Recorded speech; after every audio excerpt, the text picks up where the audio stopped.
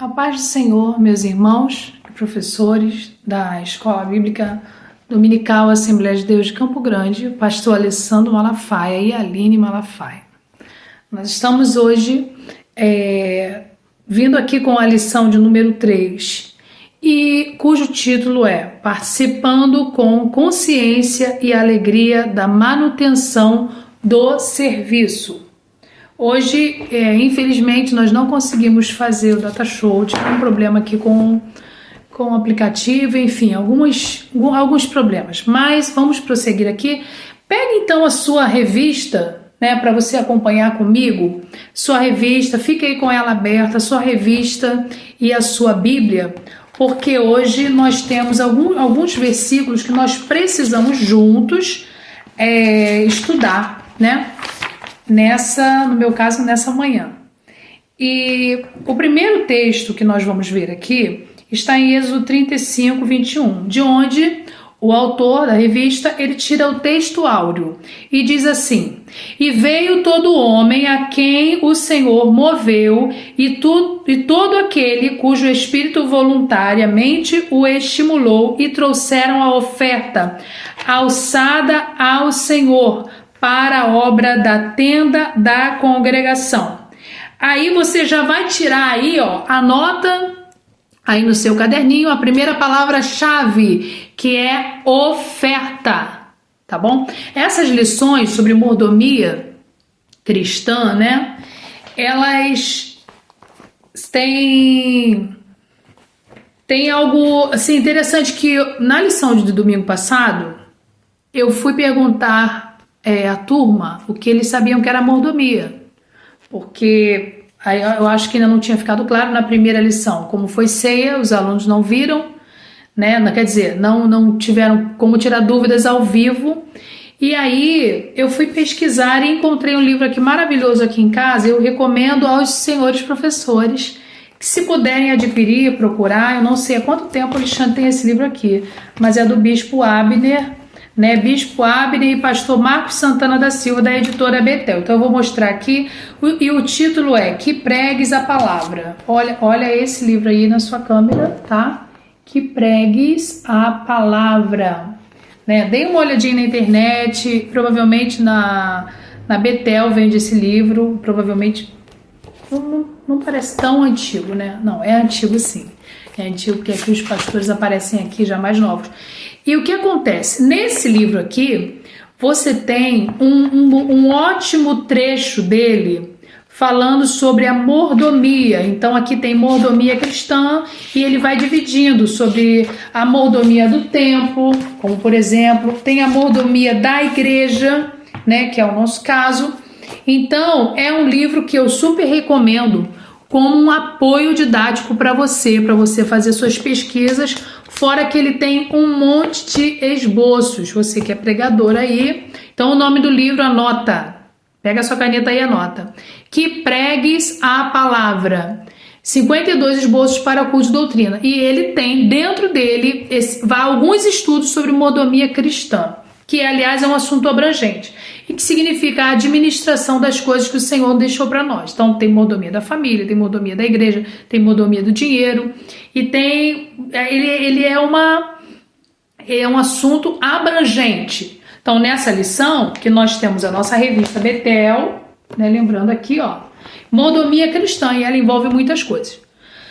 Quando ele fala aqui nesse título, a participando com consciência e alegria da manutenção do serviço, nós estamos falando aqui da mordomia, na verdade, do templo, porque ela vai envolver, e do dinheiro também, porque ela vai envolver a maneira como você contribui, com o que você contribui, e como devemos cuidar do templo do Senhor. Então são dos assuntos que se entrelaçam aqui. E em Êxodo, o Senhor fala para Moisés, e aí nós entramos já na construção do tabernáculo, que é o tópico 1, construção do tabernáculo. Então o Senhor, em Êxodo, ele fala para Moisés: olha, eu quero habitar no meio de vós, a minha presença, o Senhor mesmo, havia dito em um momento que não iria com eles, no capítulo 34 diz. né? E aí Moisés falou: não, Senhor, se o Senhor não for conosco, eu não vou sair daqui. E aí o Senhor fala: então você vai fazer um tabernáculo, um lugar para que eu possa habitar no meio de vós, né? E aqui diz que para que aquele tabernáculo fosse feito, havia, quando a gente lê Êxodo, havia da parte de Deus para Moisés toda uma organização, as ordens do Senhor, toda uma preparação de como deveria ser aquele tabernáculo, né? Não era de qualquer maneira, não era com qualquer material, né? Do jeito da cabeça de Moisés, não era da cabeça de Moisés, era algo que vinha da parte de Deus para nós, naquele tempo ali, naquele momento, para o povo de Israel. Então, aqueles materiais, quando você passa para ali para ler sobre o tabernáculo, eram materiais alguns nobres, alguns mais simples, mas eram materiais importantes para aquela construção daquele tabernáculo. Ali deveria ser seguida uma ordem, uma organização. Então a gente já tem aí uma grande lição no tópico 1, que diz que ensina-nos a uma aplicação que você pode fazer com a sua turma, né? Com a sua classe, com a sua igreja, que as coisas de Deus não são, primeiro, não são do nosso jeito, e segundo, não são de qualquer maneira, não são de qualquer forma. Eu vou fazer assim porque eu gosto assim, né? Porque a igreja é minha, a classe é minha, então eu vou fazer do meu jeito. Não. Você tem até a sua própria vida, que hoje nós somos o templo de Deus, a habitação, morada do Senhor, né? Então, hoje o Espírito de Deus habita em nós. Então, a gente não pode fazer tudo conforme a nossa cabeça, né? O nosso coração. Nosso coração é enganoso. Nós devemos procurar saber qual é a vontade de Deus. E aí entra em Romanos 12. Nós devemos saber qual é a perfeita, boa vontade e agradável, a boa, perfeita e agradável vontade de Deus para nossas vidas. Porque sempre existe uma vontade perfeita de Deus. Então aqui Deus tinha algo ideal, ele tinha o ideal de Deus. E Moisés, como um homem muito fiel a Deus e temente a Deus, amigo de Deus, ele queria cumprir esse ideal de Deus. E aí o que ele faz? Ele chama o povo, que é o que está aqui no texto áureo, e ele fala... Antes, né, no Êxodo 35, ele fala assim: olha, tragam para a casa do Senhor, tragam para mim, tragam aqui, para nós construirmos uma casa para o Senhor, uma morada para Deus, um tabernáculo. O que vocês tiverem de precioso, porque nós vamos construir esse tabernáculo, nós vamos fazer esse tabernáculo. O tabernáculo é uma tenda, né, uma grande tenda. E não era ainda o templo de Deus, porque o tabernáculo é como se fosse um templo móvel, que eles podiam armar conforme a viagem, né? Conforme a sua jornada no deserto, a sua peregrinação, eles armavam e desarmavam. Então tinham todas as ordenanças e tal. Nós não vamos entrar nesses detalhes na aula, porque não há tempo hábito para falar só sobre o tabernáculo. Nós temos que ainda falar sobre o templo e sobre as ofertas. E o que o autor quer enfatizar é que eles contribuíram voluntariamente. O que é voluntariamente? É dar de coração. É falar: olha, quem quer dar? Eu quero, né? Eles não foram obrigados a dar. Então aqui diz assim: e veio todo homem a quem o seu coração moveu. Então olha, corações movidos para Deus. Que coisa linda. E todo aquele cujo espírito voluntariamente o estimulou e trouxeram a oferta alçada ao Senhor para a obra da tenda da congregação e para todo o serviço e para os vestidos santos. Então envolvia a tenda mais as vestimentas dos levitas, dos sacerdotes, né? Então tudo ali foi feito com ofertas alçadas. Verdade aplicada. Como o povo de Deus, somos convocados a participar da manutenção dos locais de culto com nossas contribuições financeiras e nosso trabalho. É lógico que se nós temos uma igreja, nós fazemos, às vezes nem sempre dentro da igreja, uma cruzada, um espaço para fazer obras de Deus, para pregar o evangelho, nós precisamos, a igreja mesmo precisa construir e fazer aquele local. O governo não vai ajudar, não vai se envolver nisso, né? Isso é uma obra da igreja, que o povo de Deus, nós mesmos que estamos naquele lugar, que frequentamos aquela igreja, precisamos mantê-la com as nossas doações. E o texto de referência que ele dá está em Crônicas, que diz assim, 1 Crônicas 29, e ainda da minha própria vontade, para a casa de Deus, o ouro e a prata particular que tenho demais, eu dou para a casa do meu Deus, afora tudo quanto tenho preparado para cada santuário, 3.000 talentos. E então aqui ele vai descrevendo, né, tudo que é ofertado. Ele fala também que precisa da mão de obra dos artífices, né, os homens que tinham dons e vocação para construção, para literalmente pedreiros, escultores, marceneiros, para fazer aquele trabalho. Então, em 1 Crônicas 29, ele vai falando sobre isso. Sendo que 1 Crônicas 29 não está falando, observem bem o professor, tá? Que é o texto de referência, ele não é o texto sobre o tabernáculo, tá bom? O texto sobre o tabernáculo está em Êxodo 35 e outros capítulos.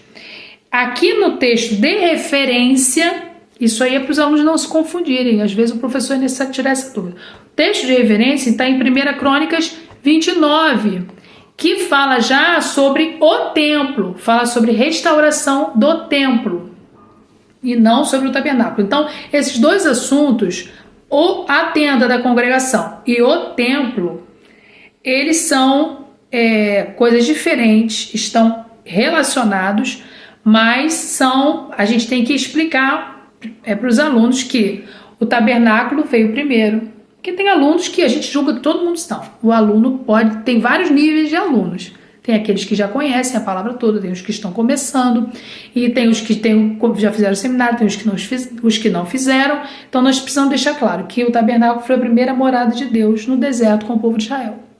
Então, com Salomão começa o templo do Senhor. Salomão constrói um templo para o Senhor.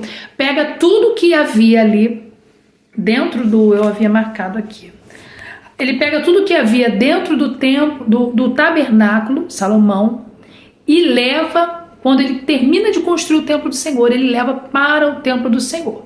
Só que o templo do Senhor, ele vai, que é uma obra maravilhosa, linda, né? Também com contribuições voluntárias, que Salomão constrói bem depois, ele também sofre um desgaste com o tempo. E aí, a revista ela vai trazer para nós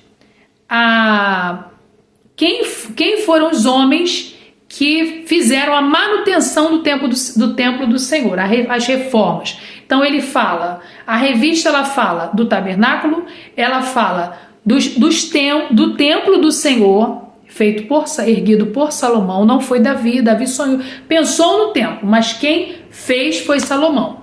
E ela fala também das reformas desse templo. Então vamos lá no tópico 1. A construção do tabernáculo sempre foi o propósito de Deus relacionar o seu povo. No livro de Êxodo vemos que o Senhor ordenou que fosse feito o tabernáculo, dizendo: habitarei no meio deles. Então o propósito de Deus, seja no tabernáculo, seja no templo, é habitar no meio do povo de Deus. E hoje?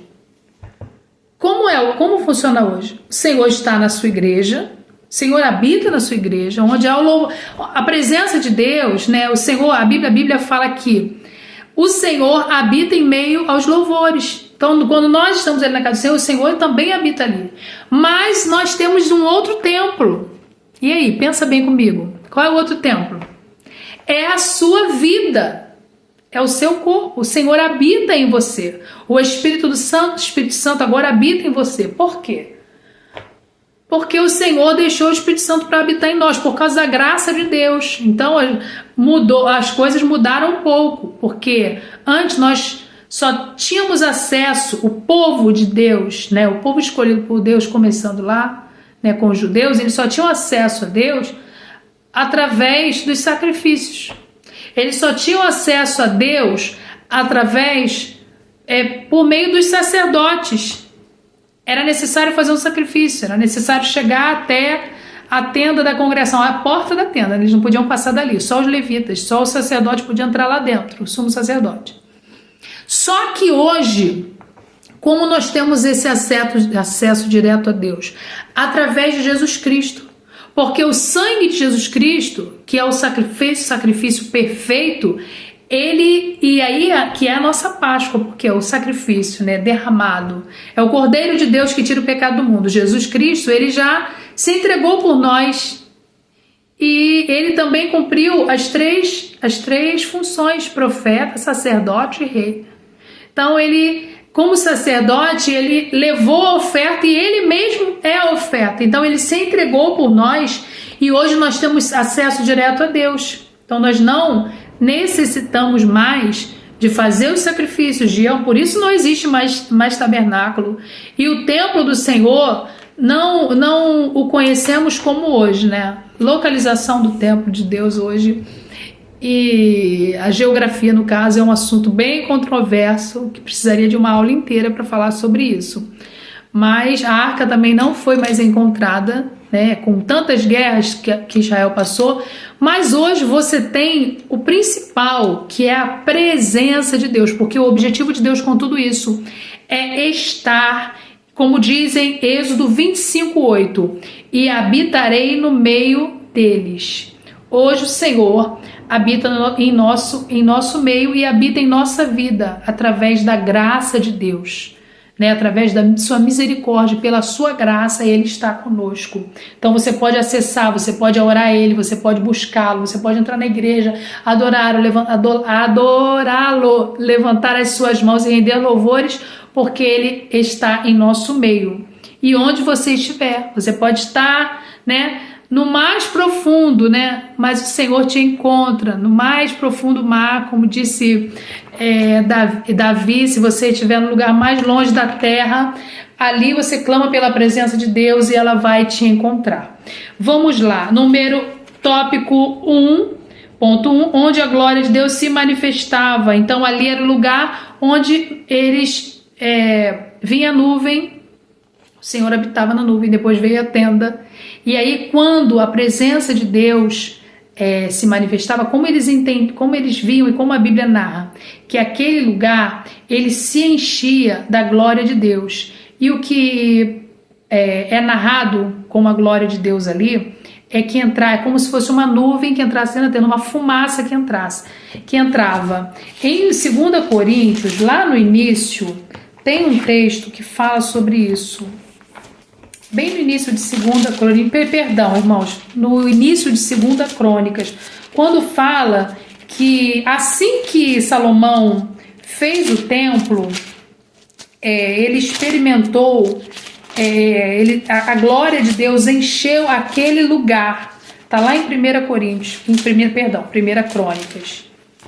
1 Crônicas, olha aí a sua Bíblia. Não é 1 Crônicas, perdão. Eu vou pegar aqui, irmãos, e vou falar para vocês. Não é sobre a reforma de Joás. Nós estamos aqui justamente para sanar dúvida, para que não haja... perdão, irmãos. Não é 1 Crônicas 1, e sim 1 Crônicas 5. Vamos ler rapidinho, que a Bíblia é importante aí na nossa aula para nós passarmos para os nossos alunos. Olha, no 2 Crônicas 5, terminada toda a obra que Salomão havia realizado para o templo do Senhor, ele trouxe as coisas que seu pai Davi tinha consagrado e colocou junto com os tesouros do templo de Deus, a prata, ouro, os utensílios. Aí aqui fala do transporte da arca, eu estou prosseguindo aqui no versículo. E aí em 2 Crônicas 5, 4 diz assim, quando todas as autoridades de Israel, aqui está falando do templo, inauguração do templo de Israel chegaram, os levitas pegaram a arca e a levaram com a tenda do encontro e com todos os utensílios. Então estou falando aqui lá do tabernáculo, tá? Foram os sacerdotes levitas e levaram tudo. O rei Salomão e toda a comunidade de Israel que se havia reunido a ele diante da arca sacrificaram tantas ovelhas e bois que nem era possível contar.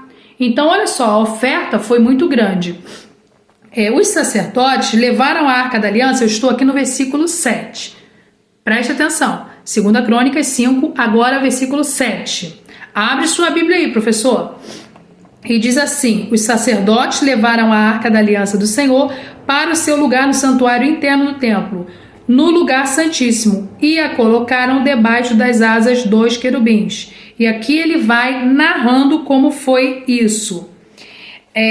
Mas tem um trecho aqui que diz que achei, olha aqui, irmãos, está aqui no mesmo capítulo de 2 Crônicas 5. Então diz assim, no versículo 13, os que tocavam cornetas e cantores em uníssono louvaram e agradeceram ao Senhor, ao som de cornetas, símbolos e outros instrumentos.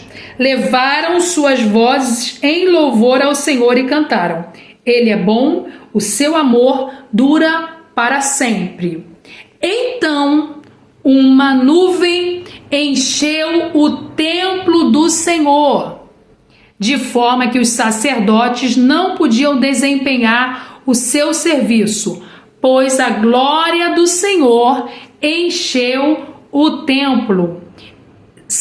Capítulo 6. E Salomão exclamou: o Senhor disse que habitaria numa nuvem escura. Na realidade, construí para ti um templo magnífico, um lugar para nele habitares para sempre. E o rei abençoou Israel. E aí continua o capítulo, depois você lê com calma. Anote essa referência muito interessante, falando sobre a presença do Senhor quando enche o templo, né? O templo que foi construído por Salomão. Então, o que o autor vai procurar chamar a atenção para nós, né? Que a glória de Deus se manifestava ali, como eu mostrei. Anote, vou até anotar aqui também. Em 2 Crônicas, no 5, final do capítulo 5. Então, leia esse texto aí. Então, aqui fala que a presença do Senhor estava ali. E no 1.2 diz: as ofertas voluntárias. Vou botar para você aqui, tá? Já que não tem data show. Presta atenção aqui, ó. As ofertas voluntárias. Só que acho que tá de trás para frente para você. A fé cristã implica obediência a Deus. A dependência de Deus deve ser diretamente relacionada ao amor por Ele. Devemos obedecer seus mandamentos e tal. Os israelitas obedeceram a ordenança que Deus deu a Moisés para a construção do tabernáculo, participando daquele grande, belo projeto. Então, o que o autor quer nos dizer é que tudo isso aí foi feito com ofertas voluntárias. Se ninguém desse nada, ia ter tabernáculo? Não. Ia ter templo? Não. Então, o povo precisou ofertar de coração, né? Para nós termos a presença de Deus na nossa vida, nós precisamos fazer de coração para o Senhor. Olha que interessante, nós precisamos adorar a Deus de coração.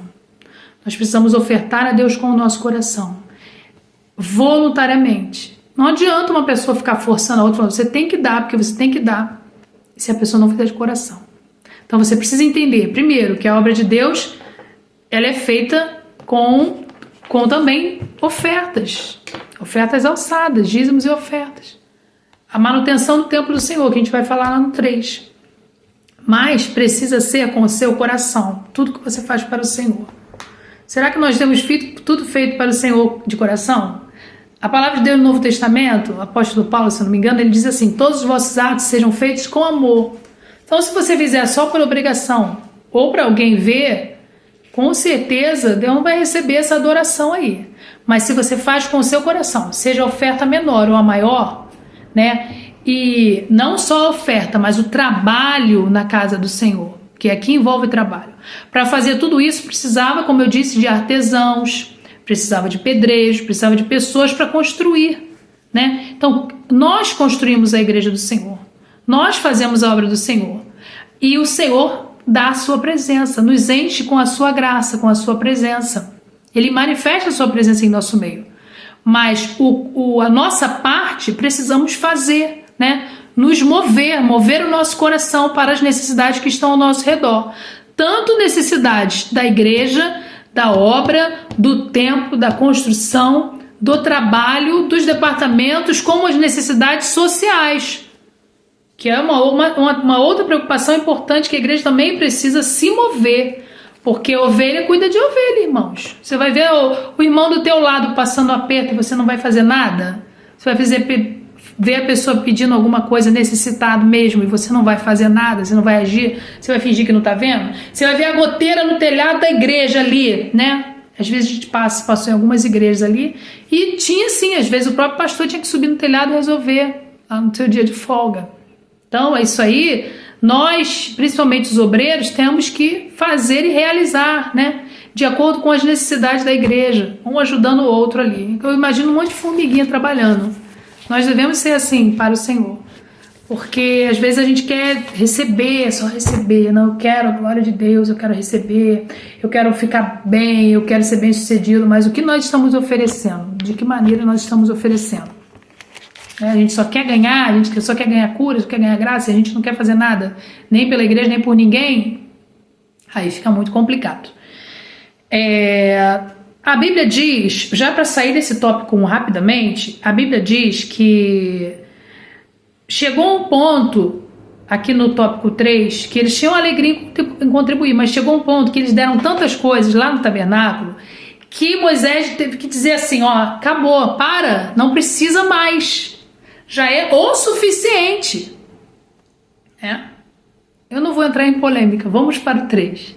Já é o suficiente para o tópico 2. Se é o suficiente, chega, tá bom, né?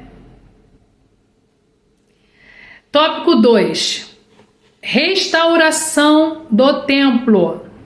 Rapidamente lá na introdução eu falei que o templo foi construído por Salomão, mas durou muitos anos, né? Hoje você tem lá em Israel o Muro das Lamentações, tem ruínas do templo. Você tem alguns vídeos na internet que mostram onde seria o templo hoje, né? Ele está em posse de muçulmanos.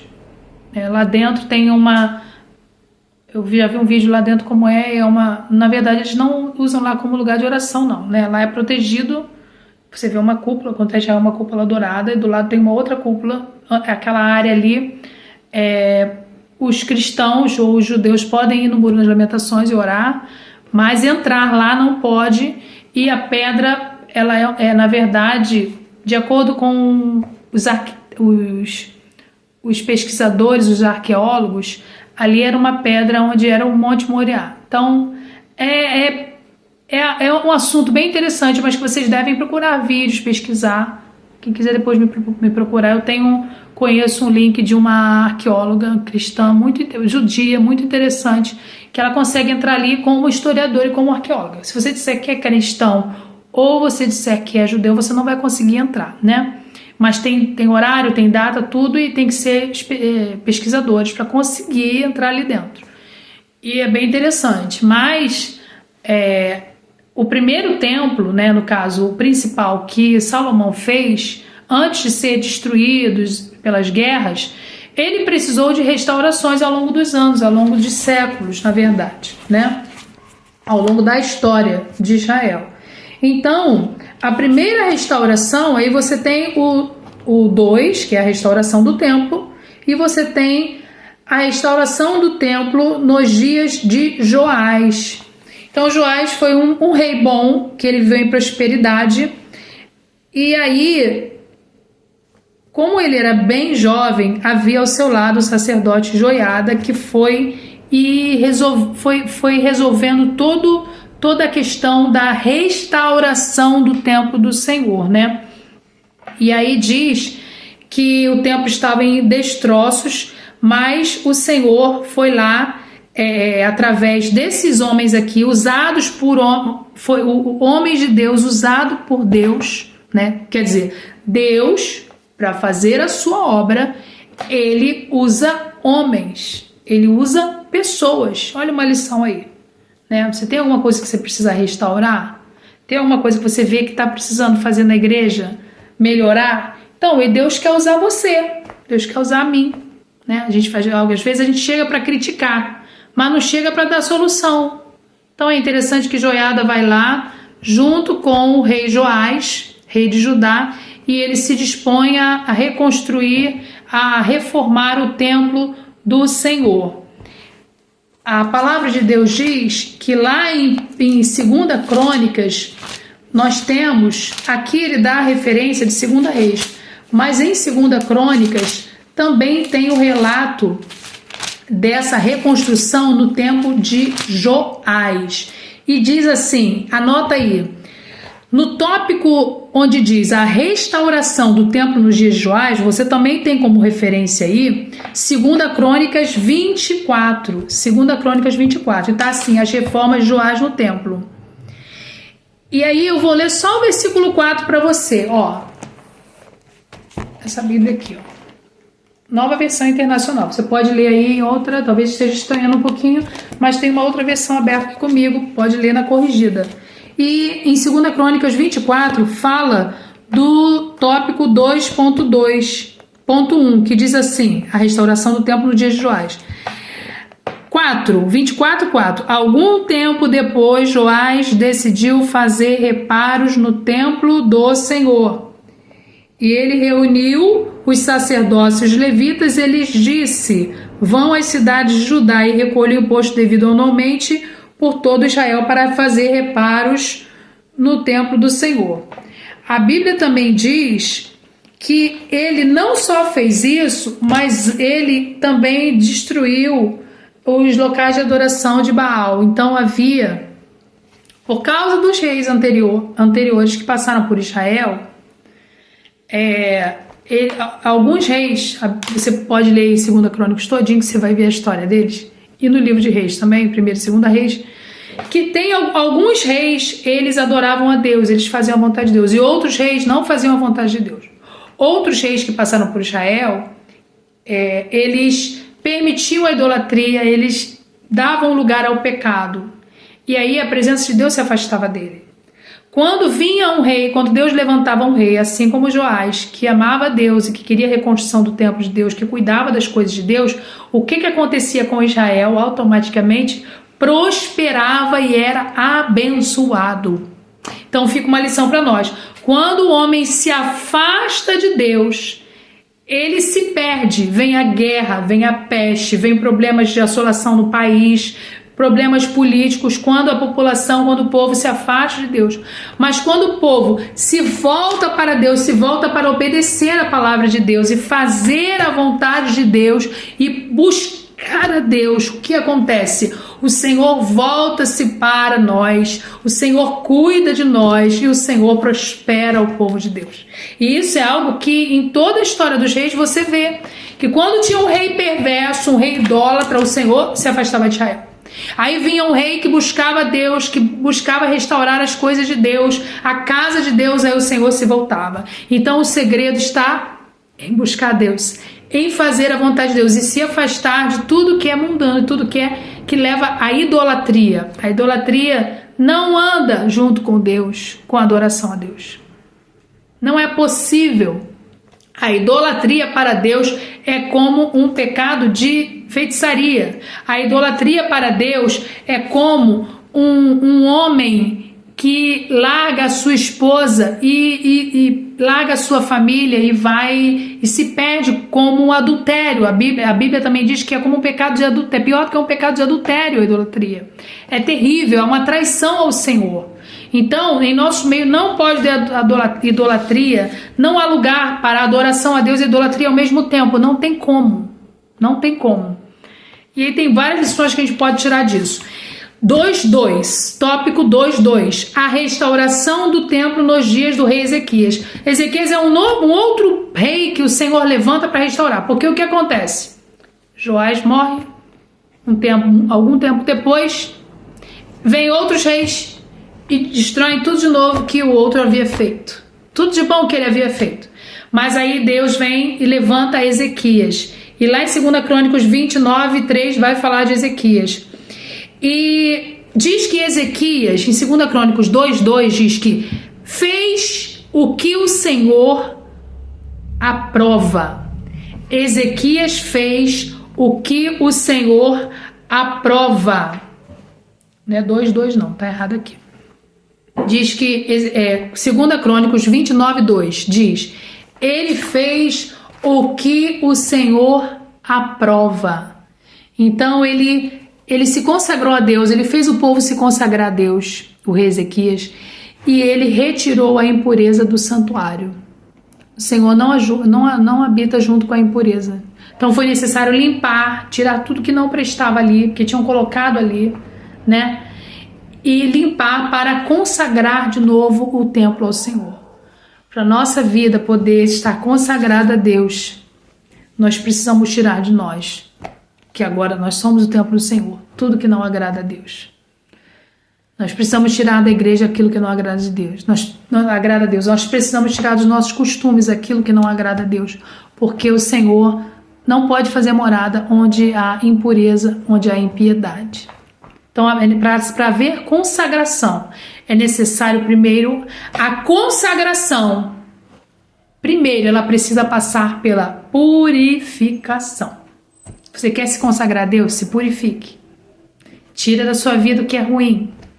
Tira da sua vida o que não presta. Tira da tua vida o vício. Tira da tua vida aquilo que está afastando a presença de Deus. E aí você vai experimentar de novo a presença de Deus na sua vida. E se consagre a Deus. E busque a Deus. Aqui diz no capítulo 31:1 de 2 Crônicas que a purificação do templo também se espalhou pela cidade. Depois você olha esse versículo, lê esse capítulo todo, em nome de Jesus. Então no 31, verso 1, diz que ela também se espalhou pelas cidades. É interessante. Deixa eu abrir isso aqui, irmão, só um minuto. É interessante ver que o Senhor não quer que só a nossa casa sirva a Ele, que a nossa igreja sirva a Ele, mas que a presença de Deus se espalhe por todo o lugar, por todos os lugares. Na verdade, aqui, quando está falando e derrubaram o poste sagrado, nesse 31:1, está falando sobre Josias. Não está falando sobre Ezequias. E aqui diz, não, está falando sobre Ezequias sim. Então aqui nesse versículo diz que depois de destruírem tudo, voltaram para as suas cidades, cada um para a sua propriedade. Quando a festa acabou, os israelitas saíram pela cidade de Judá e despedaçaram as pedras sagradas e os postes sagrados. Eles destruíram os altares idólatras em todo Judá e Benjamim. Então é esse versículo que eu estou falando, que aquela purificação do templo não se deu só ali, ela se espalhou, né? Então você vê que às vezes a gente entra na igreja no domingo, aí canta, ora, adora o Senhor, mas quando volta para casa, às vezes eu falo muito com meus alunos da segunda-feira, quem a gente é na segunda-feira? É difícil, isso é um assunto delicado. Não adianta você adorar a Deus, se purificar só no domingo, não. Tem que prosseguir em servir e agradar e se consagrar a Deus. É mais difícil, irmãos. Né? Quando vem as dificuldades, as pedradas, o corre-corre do dia a dia, você lembrar que você anda com a presença do Senhor, anda com você diante das dificuldades. Então traga a presença para você. Não fique só no domingo e espalhe por onde você passar. Aqui nós temos no tópico 2:3, a restauração do templo no dia de Josias. Josias é um outro exemplo daquele que resolve restaurar o templo do Senhor depois de outras destruições, de outros problemas, de outros altares de idolatria. E aqui diz que o rei determinou que os israelitas buscassem ao Senhor de todo o coração. E aqui diz também, a Bíblia relata que nunca houve um rei como Josias, que se voltou para o Senhor de todo o seu coração. E diz também que com Ezequias e também com os outros reis, a Bíblia mostra isso, que eles também contribuíram com a obra. Eles também ofertaram com a obra. E diz que eles foram muito abençoados e prósperos. Abençoados e prósperos. No tópico 2 eu aprendi que Josias ordenou que todo o dinheiro arrecadado fosse usado para reparar a casa do Senhor. Então foi tudo para a obra de Deus, para a casa do Senhor. Nós não temos tempo para falar mais disso, mas fica aí essa lição interessante. Aqui também fala que quando ele tira os altares da idolatria, guardem aí, nós devemos pensar aqui que às vezes a gente não é idólatra, você não se acha idólatra, você é cristão, Deus me livre, você é idólatra, mas muitas das vezes nós somos supersticiosos, que é um tipo de idolatria. Ah, não, porque eu tenho esse negocinho aqui que minha avó guardou, isso aqui vai trazer paz para minha casa. Minha avó deixou. Cuidado com esse tipo de superstição, igreja. Cuidado, brasileiros. Nós brasileiros temos alguns costumes meio perigosos. Atentem para isso. Pergunte ao Senhor se agrada ou não a Ele algumas coisas que você faz aí na sua casa, que nem tudo é de Deus, não. Fica ligado. Fiquem ligados. 3 e último tópico. O cuidado com a casa de Deus. O chamado de Deus. Então nós somos chamados para ofertar para a obra de Deus, né? E aqui vai falar em Atos também, que isso é um exercício também de fé, manutenção, cuidar da igreja, parte estrutural, como eu disse, tá tendo uma goteira, precisa de... Às vezes a gente fica esperando que o outro faça, mas a gente não faz nada, né? Só dando opinião, dando ideia, mas vai lá e se oferece para ajudar no cuidado com a casa de Deus. No 3.2, devemos honrar a Deus com os nossos bens, e o cuidado com a casa de Deus reflete quem nós somos. E aí eu não vou falar só de ofertar e dar para arrumar, para cuidar, mas também do cuidado e o capricho com as coisas de Deus. E eu vou até fechar aqui, senão eu vou continuar falando até amanhã.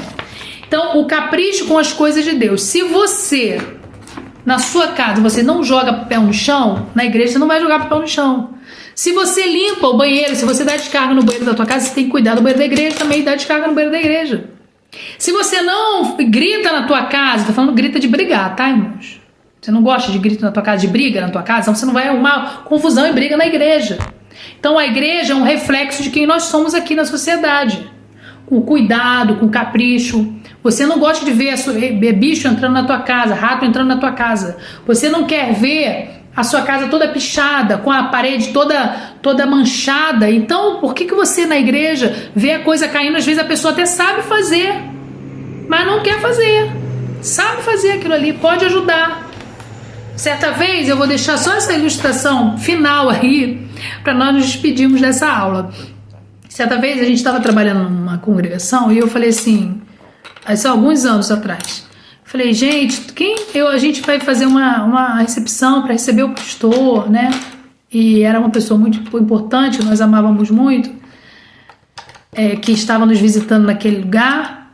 Eu falei, nós vamos fazer, né? E eu lembro que tinha 2 exemplos ali. Tinha uma irmã que quando não tinha os ingredientes para fazer a comida para receber o servo do Senhor, ela falava assim, não, eu tenho isso na minha casa, eu vou lá buscar. E ela ofertava aquilo ali. E é uma pessoa muito abençoada. Ela não foi abençoada e fez isso. Ela é abençoada porque ela é assim, né?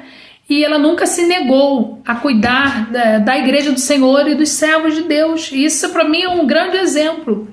E por outro lado, eu lembro que eu falei, mas vamos ajudar e tal. E tem sempre os que fogem. Tem sempre os que fogem. E eu falei, irmã, você sabe fazer uma comida assim, assim? Aí ela sabe fazer? Não sei. Não sei. Falei, gente, o que sua família come? Seus filhos só comem miojo? Por quê? Porque para a casa do Senhor, às vezes a pessoa sabe fazer, mas fala assim, não, eu não sei fazer isso não. Porque está de má vontade, mas que é a bênção de Deus, né? Então fica a lição. Tenha boa vontade na obra do Senhor, porque o Senhor, Ele só vai te abençoar. Talvez hoje você ache que o que você está fazendo não é importante. Ninguém está vendo. E a manutenção da igreja é algo muito grande. Tem várias vertentes, muita coisa que você possa fazer para ajudar. Por menor que seja. Mas você pode achar que ninguém está dando importância e não está vendo. Mas saiba que o teu Deus te vê. Além do Deus te ver, os teus filhos estão vendo seu empenho e vão aprender a servir a Deus melhor. Porque você é o exemplo da sua família. Então sirva ao Senhor com alegria. Então eu me despeço aqui, agradeço os irmãos pela atenção. Dê uma curtida aí para eu saber que você viu, irmão, em nome de Jesus. E eu não falei aqui as palavras-chave da 2ª e 3ª parte. Então a primeira é oferta, a segunda é casa de Deus, a 2ª palavra-chave, e a terceira, deixa eu pegar a terceira aqui, é coração. Bota aí, oferta, casa de Deus, coração. Um abraço, meus queridos, e até a próxima aula. Muito obrigada. Deus vos abençoe.